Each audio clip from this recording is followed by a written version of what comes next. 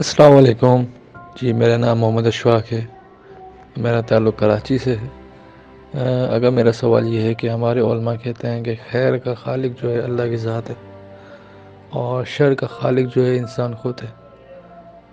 اللہ نے انسان کو اختیار دے کے بھیجا ہے، تو اللہ نے انسان میں ارادہ و اختیار رکھا ہے، اس وجہ سے اس کا شر جو انسان انجام دیتا ہے وہ اس کا جو فعل جو ہے انسان کا وہ خود اس کا ذمہ دار ہوتا ہے۔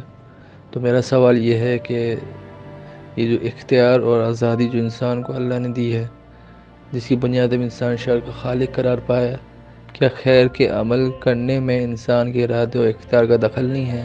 اگر اس بنیاد پر وہ شر کا خالق ہو سکتا ہے تو خیر کا خالق کیوں نہیں ہو سکتا؟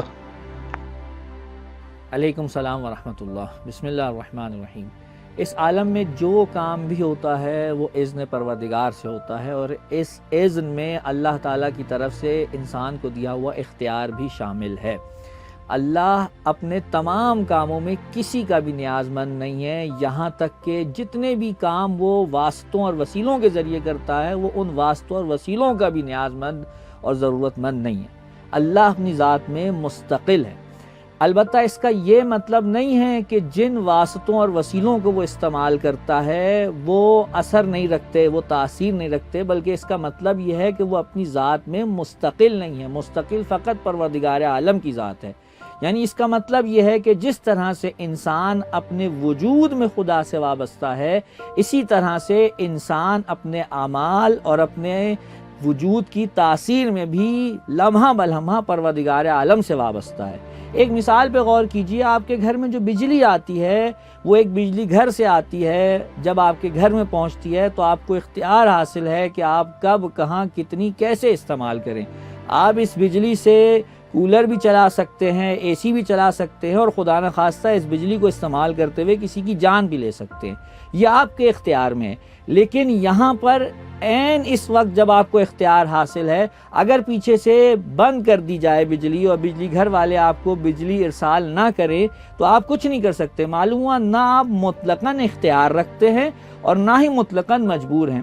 بالکل اسی طریقے سے اگر انسان اعمال انجام دیتا ہے تو گو کہ وہ اعمال خود انجام دے رہا ہے، لیکن چونکہ قدرت خدا کی طرف سے عطا ہوئی ہے تو ایک طرف خدا سے نسبت رکھتا ہے، اور دوسری طرف چونکہ اپنے اختیار سے انجام دے رہا ہے، اس لیے اس عمل کی نسبت انسان کی طرف بھی ہے۔ چونکہ اگر انسان کی طرف نسبت نہ ہو تو اچھے عمل کا انسان کو اجر نہیں ملے گا۔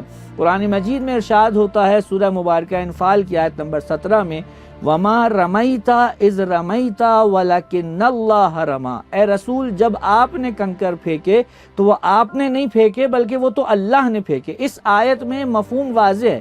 ایک طرف اللہ رسول اللہ کے کنکر پھینکنے کا اقرار کر رہا ہے، اس کا اثبات کر رہا ہے، اور دوسری طرف اسے اپنی طرف نسبت دے رہا ہے۔ یعنی معلوم ہوا کہ خدا کی طرف بھی نسبت خیر کی دی جا سکتی ہے، اور اسی طریقے سے بندے کی طرف بھی عمل خیر کی نسبت دی جا سکتی ہے، اور انسان کو اس کے اچھے اعمال کا خالق کہنے میں کوئی قباحت نہیں ہے۔